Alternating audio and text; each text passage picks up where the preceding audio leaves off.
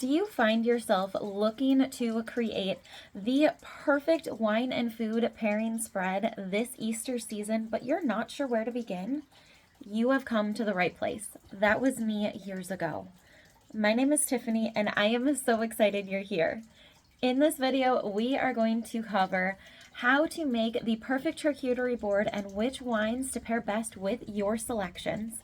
And then we will dive into some of the common main course and side dish options and which wines are going to pair best with those. And lastly, we will discuss everyone's favorite desserts and which wines are going to pair best with those on your table this spring season. And that's not all. I also have a super simple strategy to help you create the perfect food and wine pairing at your next gathering, but only if you stick around until the end. So let's get started. Now, charcuterie board is typically a combination of cheese, cured meats, fruits, nuts, spreads, crackers. Really anything goes in this fun adult-style Lunchable. That can be an appetizer or a main course, or you can even turn it into a dessert depending on what you put on it. The possibilities are endless when it comes to a charcuterie board. When it comes to springtime holiday gatherings, charcuterie boards are typically seen as an appetizer. So that's what we are going to focus on today.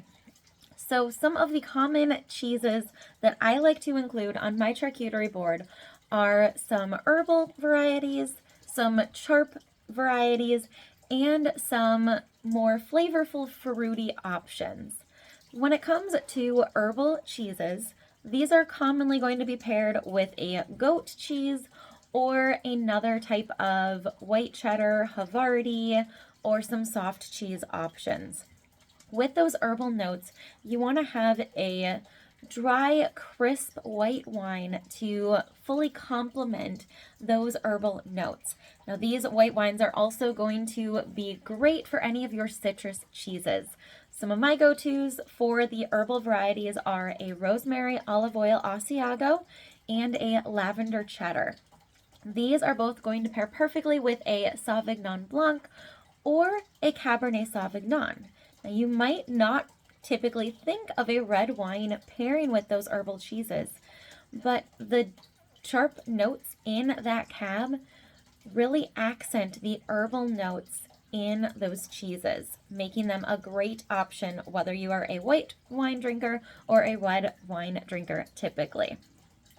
Some sharp cheese options that are my go-tos are a garlic cheddar or a Cajun cheddar. Cheddar on its own has a very sharp note, so you need to have a powerful wine that's going to complement that rather than be overpowered by the cheese or overpower the cheese on its own. Great pairing options to go with these sharp cheddars would be a Zinfandel, a Riesling, or a Cabernet Sauvignon.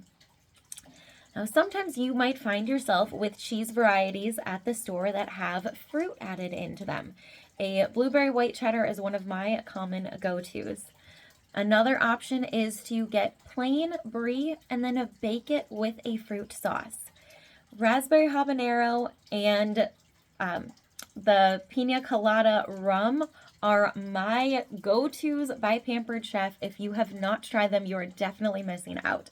They are the perfect combination of a little sweet and a little heat without overpowering one or the other. And when you pour them over that baked brie, that creamy deliciousness is the perfect combo.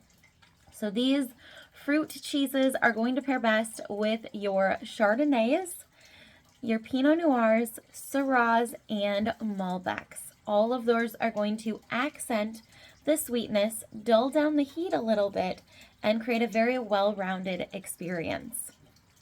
Cured meats are another option that we typically see on our charcuterie boards.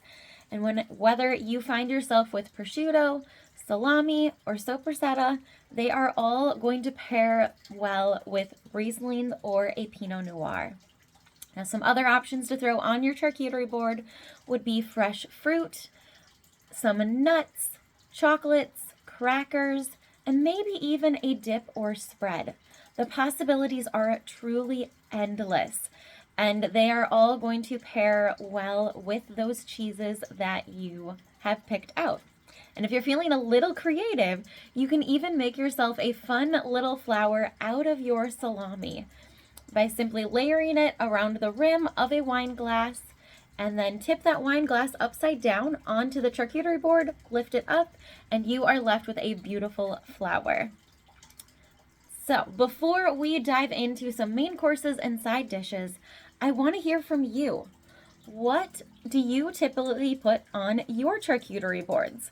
Leave your options in the comments below. I look forward to reading them and sharing some additional wine pairing options with you based on your selections.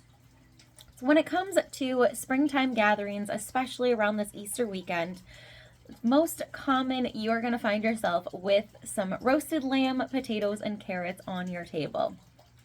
Lamb typically pairs best with a red wine due to the red meat and those strong, hearty flavors in that roasted lamb. So you want to have a nice, hearty red wine that's going to complement that. Most common options are going to be a Cabernet Sauvignon or a Syrah. Now, depending on what you're seasoning your potatoes, carrots, and any other side dishes with, you may want to serve something different. So if you are seasoning those potatoes with garlic and herbs, a white wine or a rosé may be the better option. Same with your carrots. Depending on what you're seasoning them with and roasting them with will influence what wine you want to balance the full meal altogether. One of my favorite go-tos is honey roasted carrots. So those carrots are roasted in a honey white wine sauce and garnished with some freshly cracked rosemary. Delicious. And so with those and some garlic mashed potatoes and your roasted lamb, a rosé is going to be the best option to fully complement all of those flavors together. Another common option that we see on our table is ham with those similar vegetables of potatoes, carrots, and maybe some green bean casserole as well. Ham is one of those meats that can truly go with just about any wine out there. So again, with this option, we want to pay more attention to those side dishes and any glaze that you might be serving on top of that ham. So if you find yourself again with some garlic mashed potatoes, some rosemary roasted carrots, and green bean casserole with those crispy fried onions on top, a rosé or a Riesling would be a great option for this pairing. And lastly, you might find yourself with some vegetarian lasagna on your table or another pasta variety. When it comes to pasta, red sauce typically goes best with red wine, and white sauce typically goes best with your white wines. So with a vegetarian lasagna, you're going to want a hearty red wine to pair perfectly with that, such as a Zinfandel, a Cabernet Sauvignon, or a Merlot.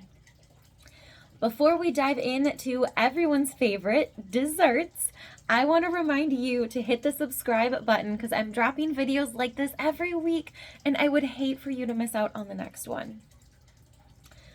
Desserts are everyone's favorite. Definitely something I look forward to for those holiday gatherings.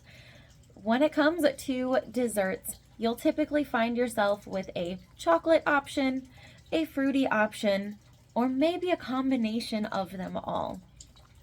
When it comes to chocolates, whether you are doing milk chocolate or dark chocolate, a red wine is going to be your best pairing option. One of my favorites is chocolate-covered strawberries served with a Pinot Noir. When you have the chocolate-covered berry option, a sweeter red wine is going to be your best option.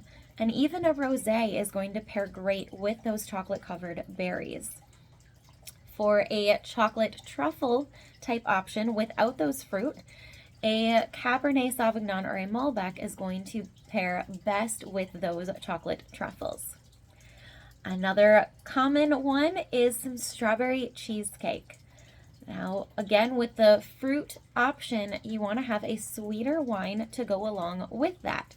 So with your strawberry cheesecake, Best options would be a Gewürztraminer, a Pinot Grigio, or a Pinot Noir.